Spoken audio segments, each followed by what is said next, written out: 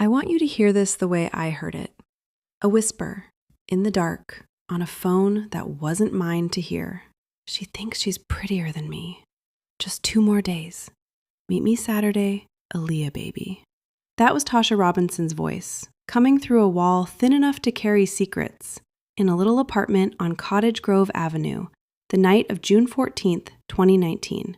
I wasn't supposed to hear it, but some doors don't close all the way, and some voices don't know how to stay where you put them. This is the story of 2 names Bronzeville used to say in the same breath, mine and hers, right up until one of us decided that love was not something you were supposed to share. Before I tell you what that whisper cost me, let me tell you who I am. And welcome, my drama family. If this is your first time sitting with me at this table, pour something warm, because this one runs deep. My name is Aaliyah Freeman. I'm 32 years old, and I own a bridal makeup studio called Glow by Aaliyah at 512 West 47th Street in the heart of Bronzeville, Chicago. If you've been to a wedding on the South Side in the last 8 years, there's a good chance my hands were the last thing that touched that bride's face before she walked down the aisle. Right next door, close enough that I hear the bell over her door through the shared wall, is Tasha's Crown, skincare and hair weave, owned by my best friend since DuSable High School. Before we get into how wrong I was about that friendship, let me take you back 7 years to the 2 blocks where all of this started. We grew up 2 blocks apart. My mother sold collard greens at Maxwell Street Market on weekends. Tasha's mother sold shoes 3 stalls down. Everybody on the South Side called us the Golden Pair. There's a moment I think about now more than almost any other because I understand it differently than I did back then. A groomsman came into Tasha's shop one Saturday to collect his tux fitting for a wedding I was doing hair and makeup for the next day. He was polite, made small talk about the weather, nothing more. But when I stepped out of my own shop to grab a delivery, something in his face changed. The way a room changes when the right song comes on. "Is it every stylist on this block that looks like this?" he said, half laughing. "Or is it just you 2? His eyes were on me when he said it. He left off my number, promising to send his cousin my way for her wedding next spring. Tasha stood there in her doorway, holding a garment bag she'd already pressed, smiling the smile I'd get used to seeing on her face in rooms like that one. Easy, warm, practiced. I didn't think anything of it. I hugged her goodbye and went back to my chair.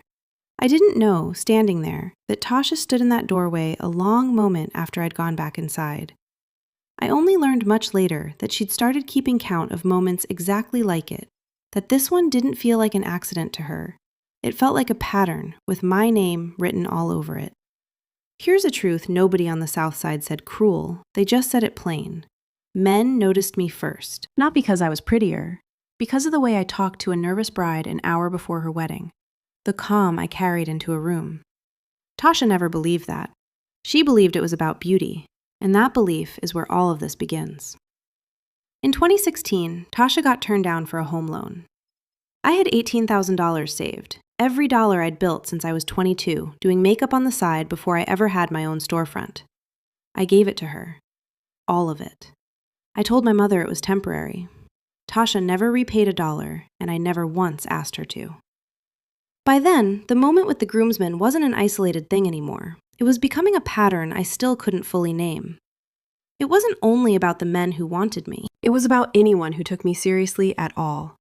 A fact I wouldn't fully understand until much later, when I learned exactly how far back her resentment really ran. 2 years before that whisper on Cottage Grove Avenue, a man named Jamal Harris got down on one knee in Millennium Park and held out a ring with a small gold band. Gold because he'd remembered it was my favorite color. Jamal ran the biggest event rental company on the South Side. I told him no, gently. "You're still figuring out who you're becoming. I don't want to be a stop along the way." 3 months later, Darius Jackson walked into my life. He was 35, a bank executive, the kind of man who wore a suit like a second skin. Within 90 days, half of Bronzeville was already talking about the wedding, and Darius made a point, early on, of always knowing exactly where I was and who I'd been talking to. At the time, I called that devotion.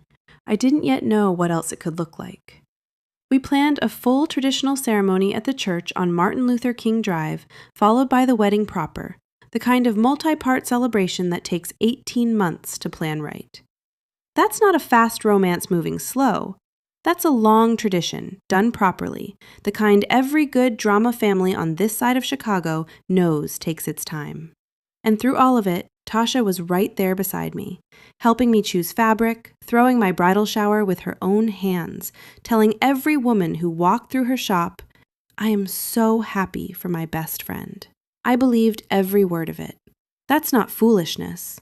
That's just what love does when it trusts. What I didn't know is that somewhere in that same season, Tasha was sitting alone in her apartment at night, running a thought in her head until it wore a groove. Aaliyah takes everything, and I just stand next to her, holding the bag. I don't know exactly when that thought became a plan. I only know this. I was about to become a bride, and somewhere out there, on a night I wasn't part of, a message had already been sent, and I was not the one who was meant to receive it. Before we go further, I want to ask you something. Have you ever loved someone so completely you couldn't see what was standing right in front of you? Stay with me, because what happened next is going to test everything you believe about loyalty. Let me take you into an ordinary Tuesday, 6 weeks before the wedding, so you understand exactly what got taken from me. Chicago spring, the kind that can't decide if it's still winter. My shop smelled like setting spray and the vanilla candle by the register. I had a nervous bride in my chair, dabbing concealer under her eye with the gentlest part of my finger. "You're allowed to be nervous," I told her. "Nervous just means it matters." Through the wall, I heard Tasha's laugh carrying through brick, the soundtrack of my whole adult life. That night, we sat on upturned crates in her back room, drinking tea, talking about nothing. My mother's collard greens, whether Betty, 2 doors down, would ever admit her porch swing had been creaking since before either of us was born. "You're glowing," Tasha told me and squeezed my hand. "Darius is a lucky man." I believed every word. Hold on to that image, because in the next part of this story, that same warm hand starts moving towards something else entirely. I need to tell you about a pattern I didn't see forming, because betrayal rarely announces itself all at once. It arrives one small moment at a time, until you look up and the moments have become a shape. By 2018, that pattern had a name in Tasha's mind, though I wouldn't learn it until much later. It wasn't only Darius she couldn't stand to see me have. It was Jamal, before him, and it would be anyone after. Anyone who looked at me and took me seriously stirred the same old resentment in her. That's a thread that matters in this drama family of a story. Remember it.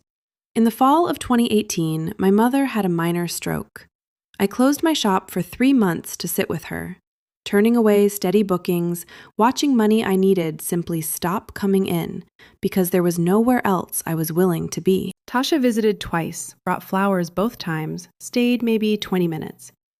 I told my Aunt Ruth how tired I was, crying some nights in the hospital bathroom, just to walk back into that room with a dry face.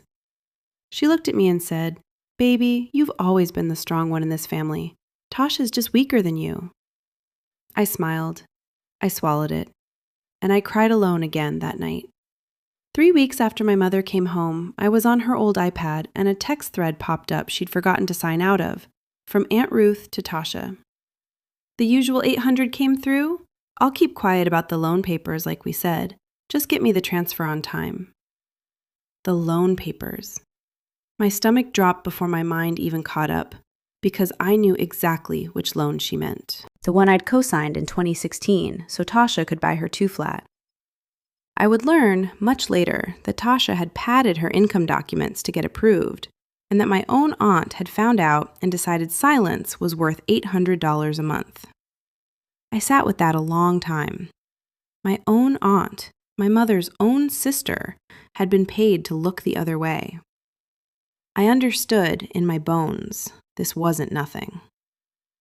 2 weeks before the traditional ceremony, Tasha closed her shop early and caught the bus down to 79th Street, to a woman the whole neighborhood just called Odessa Blake, someone who didn't fix problems with her own 2 hands, so much as she knew exactly who could. People went to her when the bank said no, when the lawyer said there was nothing to be done. I only know what happened in that back room because Tasha told me herself, much later, word for word. She told Odessa she needed something that would make a family start asking questions about me, questions that wouldn't fully go away once asked. Odessa looked at her a long moment. What you send out with a cruel hand has a way of remembering that hand. Tasha didn't listen. She left with a phone number for a man who could build convincing fakes, messages, photographs, the kind of digital lie that looks exactly like proof. What drove Tasha into that back room wasn't hatred, not really. It was a decade of feeling like the shadow standing next to the sun, and the terror that if she didn't act, she'd spend her whole life in that shadow. Underneath the calculation was a much smaller, more human fear, that she had never once been chosen first, and never would be, unless she made sure no one else could be chosen instead. That fear didn't excuse what she did next, but it explains why a woman capable of real love could still walk into that room and ask for a lie. What made it work wasn't magic.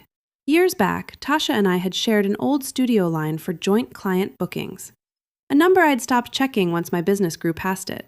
That old number, still technically tied to my name and a few old contacts, became the thread Tasha's contact used to make the fabricated messages look like they'd come from me. 3 days before the ceremony, Tasha came by my shop with a small gift bag. "Something to help you glow before Saturday," she said. "You've got to shine, girl." I hugged her. "You're always looking out for me."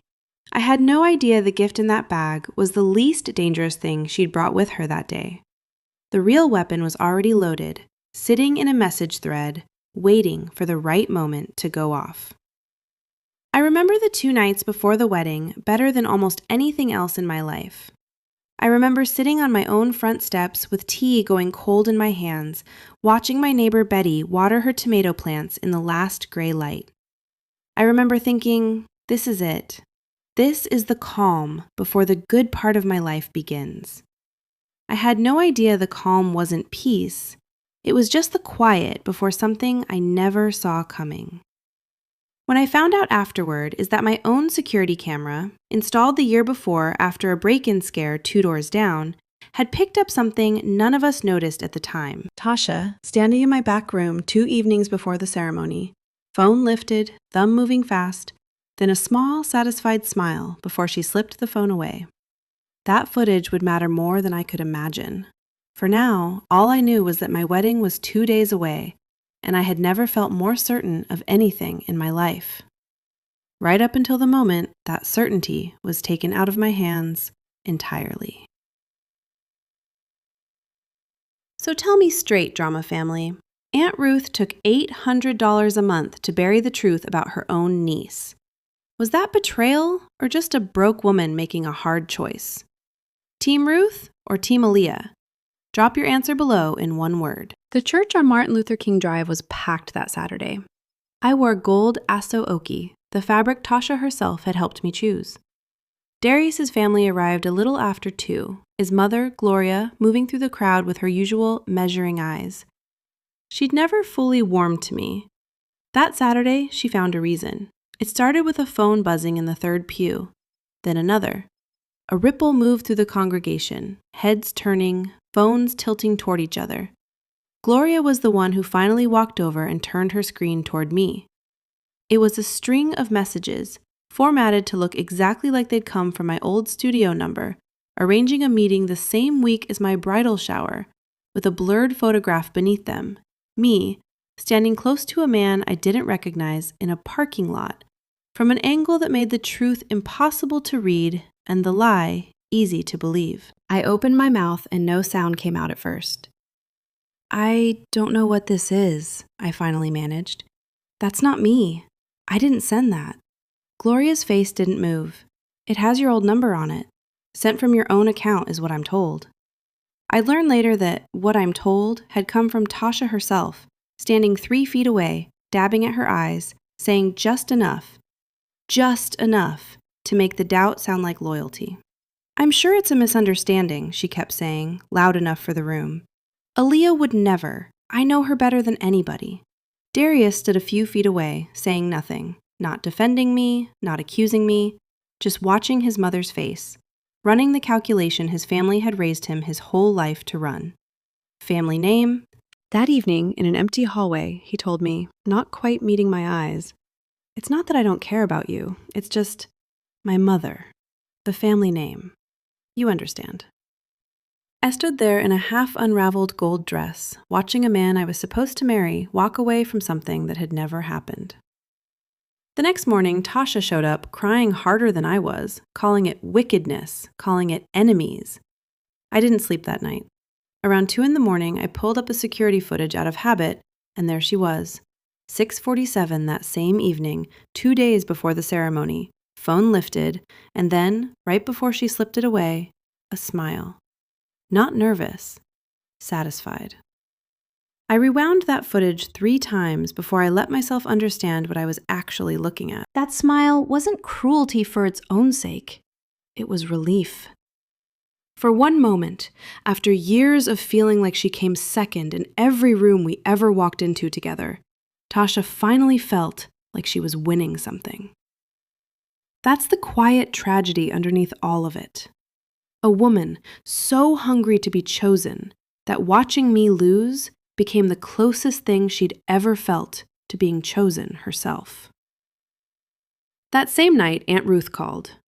I braced for the same complaint I'd heard in the hospital. Instead, her voice came out sharp and defensive in a way I didn't understand yet. "Whatever's going on, don't you go dragging Tasha's name through this.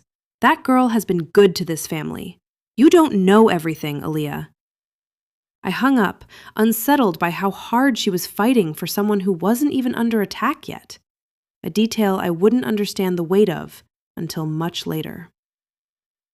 I sat there in the dark, thinking about 7 years of being the shoulder everybody leaned on, and also, apparently, the place everybody set their blame down when things went wrong. How many people already knew the truth before I did? And how much proof was sitting quiet in the dark, waiting for somebody to go looking? I don't think I've ever felt a silence the way I felt it in that church in the seconds after Gloria turned that phone toward me. It wasn't loud. Nobody screamed. It was worse. The specific quiet of 200 people deciding, all at once, what they believed about you. I felt Darius's hand lift away from the small of my back, like something letting go of a rope it had decided wasn't worth holding. That's not the end of what happened that week. It's only the beginning of what I'd eventually uncover. Because somewhere out there, in a piece of footage I hadn't thought to check yet, the truth was waiting to turn this whole story on its head. 6 months after my engagement collapsed in that church, Darius Jackson proposed to Tasha Robinson. All of Bronzeville called it a fitting match. Nobody stopped to ask why the woman consoling him happened to be the same woman who'd been standing in my back room, phone in hand, 2 days before the scandal ever broke. I remember the exact moment I heard the news. I was mixing foundation shades at my counter, a Tuesday, the kind of gray Chicago afternoon where the light through the window doesn't seem to commit to anything. Betty from next door came in for a wax and said it like she was handing me a cup of coffee. Casual. No idea what she was setting down in front of me. "You hear Tasha's getting married? To your Darius." She caught herself a half second too late. Your Darius. The words just hung there in the vanilla and setting spray air. I didn't drop the brush. I want you to know that. My hand didn't even shake. I said, "That's wonderful for her." And I meant it the way you mean things when your whole chest has gone quiet and numb, like a held breath you forgot you were holding. Betty searched my face for the crack. I didn't give her one. Not because I was strong, because I'd already decided, somewhere in the 6 months since that church, that I wasn't going to let Bronzeville watch me break twice. That night, alone in my apartment, I let myself do it once. I sat on my kitchen floor with my back against the cabinets, the overhead light off, just the stove clock glowing green in the dark, and I cried the kind of crying that doesn't make a sound, just shakes your shoulders and empties you out. Not because I wanted Darius back. I understood, even then, that I never really had him. I'd had a man who ran calculations about family name faster than he ran to my defense. What broke me was smaller and uglier than heartbreak. It was picturing Tasha in my gold asaoke color at my church, holding my bouquet's twin, and knowing that somewhere in that arrangement was the ending she'd been building toward the whole time, and I still didn't have proof of a single piece of it. I want to tell you something my mother told me that same week because I've carried it since. She sat across from me with 2 mugs of ginger tea, and she said, "Baby, you don't go to war with a lit match. You go to war with a whole box of them, and you wait until the wind's dead calm." I didn't understand her yet. I would. The wedding was loud and expensive at Garfield Park Conservatory, under the glass dome where the palm trees keep their leaves green all winter, regardless of what's happening outside. I wasn't invited. I heard about it from 3 different sources within the same week, the way news does in a neighborhood built on shared walls and long memories. Tasha wore ivory. Someone told me the officiant used the same reading from 1 Corinthians that had been printed in my own wedding program, the one that never got used because there was no wedding left to use it in. I don't know if that detail is true. I know it's the kind of detail Bronzeville likes to pass along, sharp side first. For about a year, from the outside, it looked like she'd won everything she'd been chasing. Then, slowly, Darius's attentiveness, the same instinct that had once looked like devotion to me, tightened into something else entirely. He wanted to know where she was every hour. He didn't like her old friends calling. He went through her phone without asking, until without asking became the only way he knew how to be with her. I heard the early whispers of it the way you hear thunder from a storm still a county away. Tasha showing up to Sunday service without her phone because Darius had asked to hold on to it for safekeeping during the drive over. Tasha canceling brunch with the old DuSable High girls twice in a row, then a 3rd time, then not answering when they stopped asking. I noticed it. I'll admit that to you now, sitting here. Some small, quiet, unchristian part of me noticed it and didn't look away fast enough. I'm not proud of that. I'm also not going to pretend I was a saint through all of this. I was a woman rebuilding a life out of the wreckage of someone else's decisions, and watching that particular storm gather over her house was the only justice I had access to for a long, long time. Meanwhile, I was rebuilding what was left of my own life. My business had taken a hit, clients canceling, suppliers wanting payment up front, like the scandal had followed me into every corner of my work. I remember standing in my shop after closing, running my thumb down a client list that used to fill 2 pages and now barely covered half of one, and thinking, quietly, I built this out of nothing once. I can do it again out of less than nothing. But one bride refused to let go of me. Bisola, Washington, 26, stubborn as a Chicago winter. Nobody's touching my face but Aaliyah, she told every well-meaning aunt who suggested otherwise. I remember the morning of her wedding. She sat in my chair, hands trembling slightly the way every brides do, and she looked at me in the mirror and said, "You've been through it, and you're still the calmest woman I know. Whatever you've got, put some of it on me today." That loyalty became 2 clients, then 5, then a small, steady list that let me keep my lights on. 2 years after everything fell apart, on an ordinary Tuesday, Jamal Harris walked back into my shop.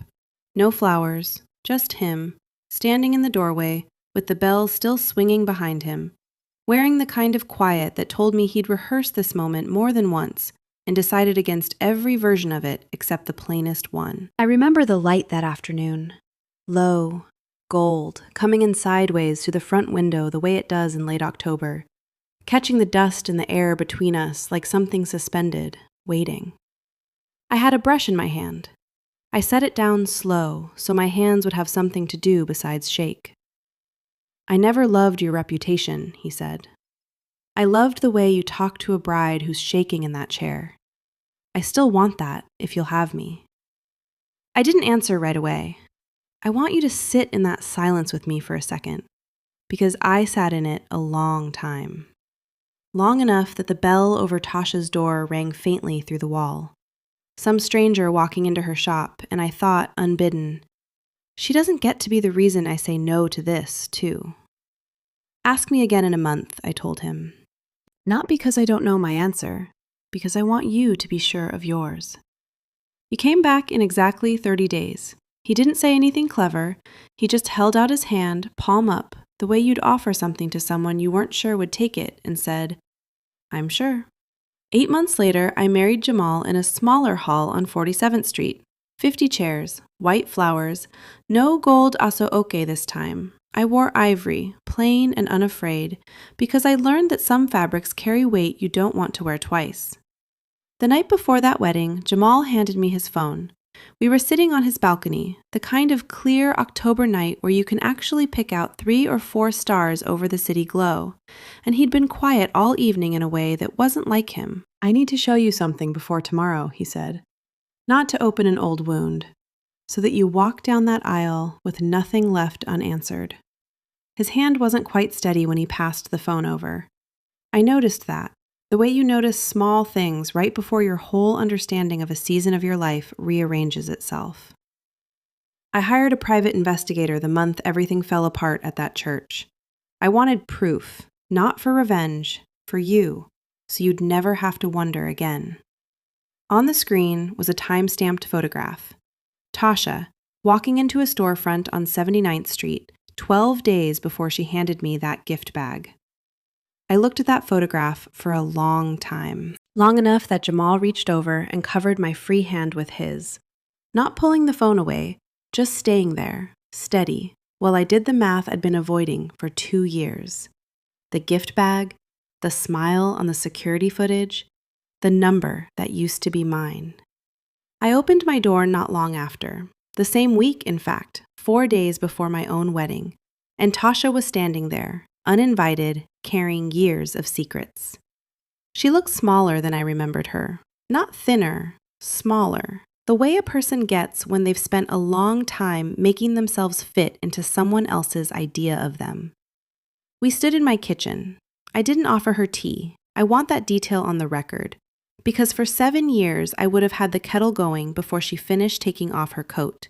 And that night, I just let the silence sit between us on the counter, like something neither of us was going to move first. She confessed all of it that night. The fabricated messages, Odessa Blake, the slow campaign to isolate Darius from anyone who might question her, even the long sleeves she'd started wearing that had nothing to do with fashion.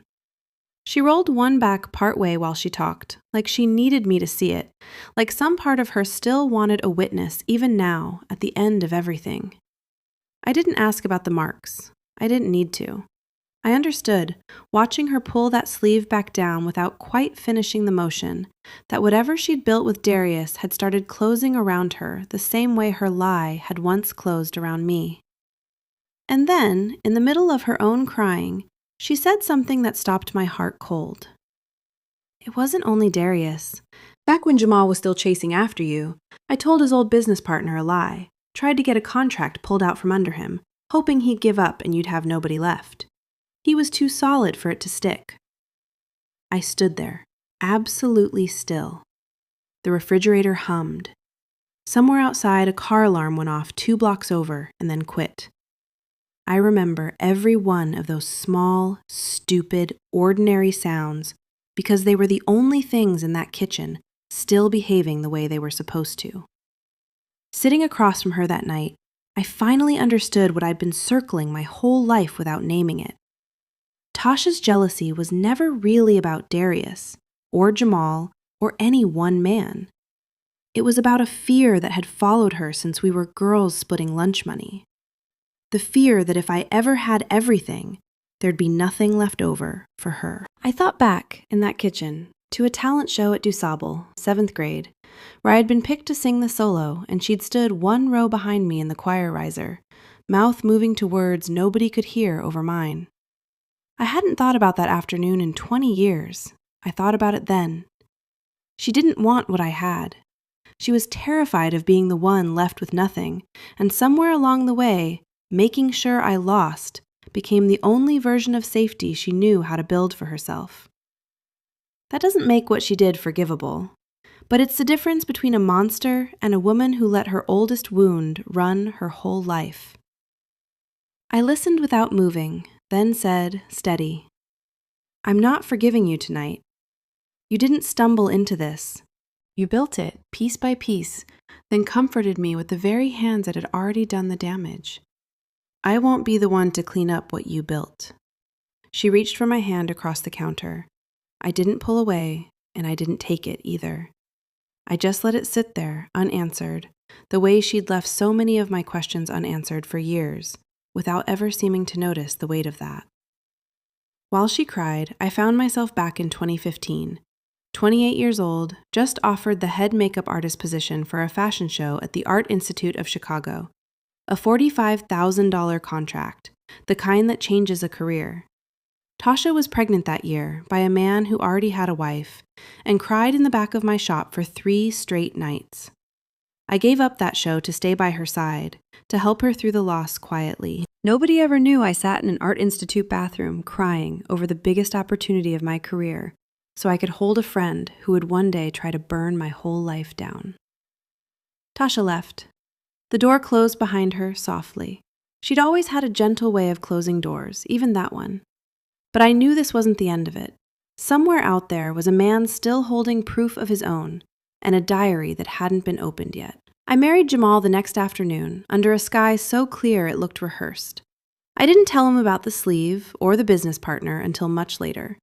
Some things you carry alone for a while first, just to make sure they're not going to buckle you before you let someone else help carry them. 3 months after my own wedding, word moved through the neighborhood the way it always does in a drama family this size. Tasha had tried to leave Darius. He'd installed cameras all over their house in Inglewood for safety. She thanked him. I heard she actually thanked him, out loud. The way you thank someone for something you haven't yet realized is a cage.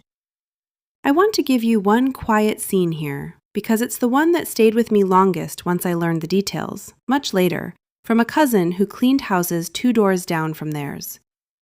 Tasha, alone in that kitchen most evenings, phone face down on the counter because she'd learned Darius checked the lock screen for how recently it had been touched. The television always on, volume low, more for the light and noise of another presence in the room than for anything playing on it. She'd started keeping a little notebook of her own by then. Grocery lists, mostly, but tucked in the back, a few lines that weren't about groceries at all. I never saw that notebook. I only know it existed because it came up once, later, in the divorce filing, listed among her personal effects. I think about what she might have written in it more than I probably should. 4 months later, when Darius left for a business trip, she packed a bag and slipped out before sunrise. His phone alerted him 400 miles away. He was back in 6 hours. He didn't yell. He sat across from her at the kitchen table, right where the camera could see them both, and said, calm as ever, "I told you, you don't get to leave me. If you try that again, you won't like what happens." I want to sit with that sentence a moment, because I think it's the one that finally lets you see Darius clearly. Not as a villain who arrived all at once, but as a man who'd been rehearsing that particular calm his whole life. The same calm that had once, years earlier, stood a few feet from me in an empty hallway and said, "It's just my mother." The family name, you understand. It was never devotion. It had always been control, dressed up so carefully that even I, standing closest to it, had once mistaken it for love. Desperate, Tasha went back to Odessa Blake one final time. The shop on 79th smelled the same as it had years before, something like sandalwood and old paper.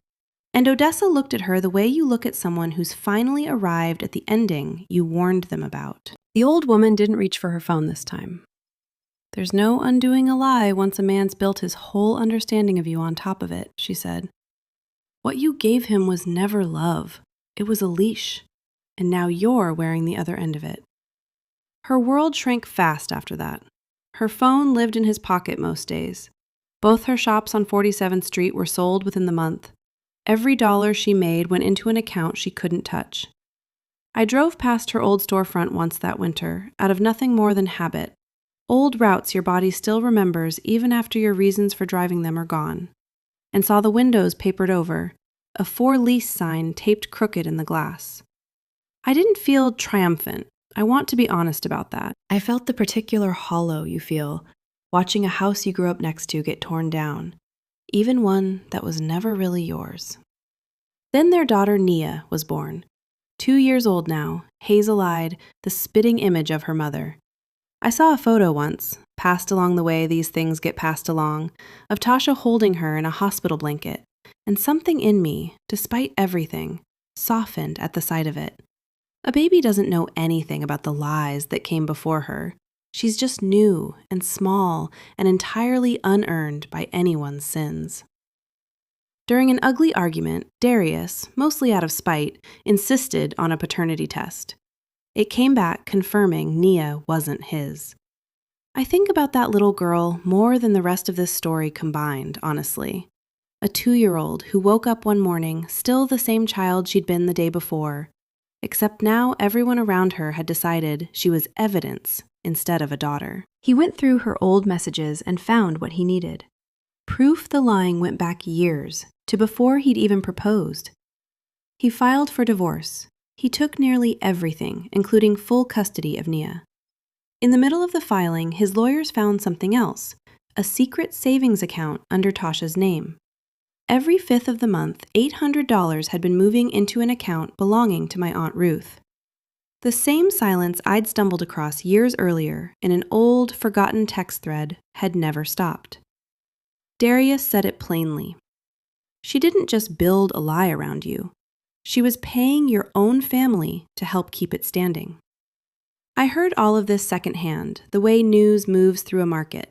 I didn't go looking for more of it. I'd already said everything I needed to say the night before my own wedding, and I'd meant every word, including the part where I told her I owed her nothing else. My mother found out about Aunt Ruth's account the same week Darius's lawyers did. A phone call from a cousin who couldn't help herself. The kind of call that arrives disguised as concern and lands like a verdict. I was there when she hung up. She didn't cry. She set the phone down on the table very gently, the way you set down something you're afraid might still be hot, and she said, $800 a month for 7 years. That's not weakness, baby. That's a choice made over and over. I'd never heard her say it that plainly before. How much can one family shrink around a lie before there's nothing true left standing inside it? There was still one thing left undone, a diary sitting in my mother's dresser drawer, and a decision I hadn't made yet. I try to be fair to Aunt Ruth, even now. She wasn't a villain the way Tasha was. She was a woman who let $800 a month convince her that looking away was the same thing as keeping the peace. My mother didn't yell at her sister. She just stopped answering her calls for a while. The way you quietly close a door you don't have the strength to slam. I remember visiting my mother that Christmas and noticing, for the first time in my life, one less place setting at her table. Nobody said Aunt Ruth's name out loud that day. The empty chair said it for us. That's its own kind of justice sometimes, not the loud kind. Just a family quietly deciding, one silence at a time, who still gets a seat at the table. But I wasn't finished. Not quite. I built my life back. Slower than I expected and steadier than I hoped. Glow by Aaliyah has a 6-month waiting list now. Jamal still brings me lunch most days. He started doing it that first year we were married, quietly, no announcement. Just showed up at noon with something warm in a paper bag, and 7 years later, he still hasn't stopped.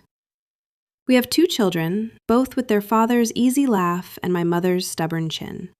My daughter Imani is 4 now, and already correcting brides on the proper way to hold still for eyeliner. My son Malik just turned 2, and he has a habit of standing in the doorway of my shop with his whole small body, watching me work, the same way I once watched my own mother arrange collard greens at Maxwell Street, like it was the most important job in the world. I think about that a lot, how a child learns what devotion looks like just by watching what you do with your hands when no one's asking anything of you. One morning, my mother set a worn leather journal on my counter. It was early, before the shop opened, just the 2 of us and the smell of the vanilla candle not yet lit. "I've kept this since 2016, she said. "Every time you gave something up for somebody else, I wrote it down, so you'd know you were never weak. You were just too good for your own good." I opened it slow, the way you open something you suspect might be heavier than its size. Inside were photocopies of that old text thread, the loan receipt, the date I turned down the Art Institute contract, notes about the nights I cried alone in a hospital bathroom while everyone assumed I didn't need checking on. Her handwriting had gotten shakier in the later pages. The stroke I understood, though she never said it out loud. Some pages she'd clearly written in a hurry, like she was racing to get a memory down before it slipped. Others were careful, almost formal, dates underlined twice. "You can burn this," she said, "or keep it." I kept it. 3 weeks later, I stood in front of 300 people in that same church on Martin Luther King Drive. The light came through the stained glass the same way it had the day Gloria turned that phone toward me. Gold and blue, falling across the pews in long, patient bars, indifferent to whatever was about to happen underneath it. I noticed my hands weren't shaking this time. I laid it all out, the fabricated evidence, the time-stamped photograph, the hush money thread, my mother's 7 years of quiet handwriting. I want to describe the room to you, because I remember every second of it. Somebody's chair creaked, a baby fussed 2 rows back and was hushed. Gloria sat near the front, her face doing something I'd never seen it do before. Not the measuring look she'd given me for years, but something closer to shame, though she'd never once say the word out loud to me. I didn't look for Tasha in that crowd. I already knew she wasn't there. Standing at that podium, I want to be honest about what I was actually feeling, because it wasn't triumph, and it wasn't rage. It was the strange relief of finally being believed in the exact room where I'd once been disbelieved in front of everyone I loved. For 7 years, I'd equated being the strong one with staying quiet. That morning, I understood the real strength had never been in my silence. It was in finally deciding my own story was worth defending out loud. What followed wasn't one lawsuit. It was 3 separate reckonings, each one real. I filed a civil claim against Tasha for the original $18,000 plus interest. The court ruled in my favor. Separately, my attorney reached a settlement over the fabricated messages and photograph used to destroy my engagement, an admission in writing that the evidence had been manufactured. And independent of anything I did, the bank that had approved her original 2016 loan opened its own fraud investigation once the falsified income documents surfaced through the divorce filing. A matter entirely out of my hands, moving on its own. Word moved through Bronzeville the way it always does in any drama family that size. Tasha lost her standing in the community, along with almost everything else. She lost permanent visitation with Nia. Last I heard, she was doing nails somewhere out in the suburbs, far enough that nobody there knows her name yet. Someone told me once that she keeps her station quiet, keeps her head down, doesn't talk about Chicago if she can help it. I don't know if that's true. I've stopped needing it to be. I stood in that church with my 2 children beside me, Jamal's hand in mine. Imani had fallen asleep against my hip somewhere around the second reckoning, the way small children do in rooms full of grown-up gravity they don't yet understand. I wasn't smiling. I just said, quiet enough that only the people closest to me could hear it. You sent it out with a cruel hand. It remembered that hand, and it found its way home. This story reminds us that quiet strength doesn't need a courtroom to prove itself, but sometimes it deserves one anyway. If you're sitting with your own version of Aunt Ruth or Tasha in your life, here's something practical instead of a slogan. Write it down. Keep a folder, a notebook, whatever you've got, dates, amounts, who said what. Not for revenge, so that one day, if you need it, the truth doesn't live only in your memory, where people can talk you out of it. If you're recently widowed or living alone these days, invite one neighbor over for coffee this week. Not to talk about any of this, just to keep a door open, because isolation is what let Tasha's lies go unquestioned for years. If a family member is costing you money and comfort under the banner of keeping the peace, it's all right to let that relationship go quiet for a season, the way Aaliyah's mother did with her sister.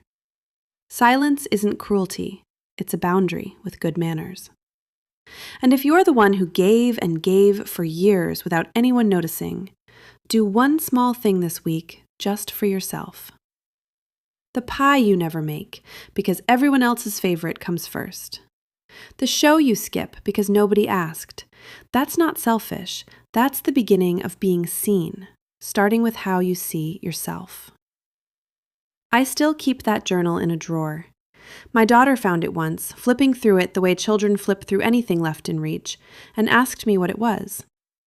I told her, "It's proof that your grandmother never stopped watching, even when nobody else was." She didn't understand yet. I think someday she will. Somewhere out there, Tasha is still living her life, still carrying what she chose to carry. And I suspect our story, like most true ones, may not be entirely finished just yet.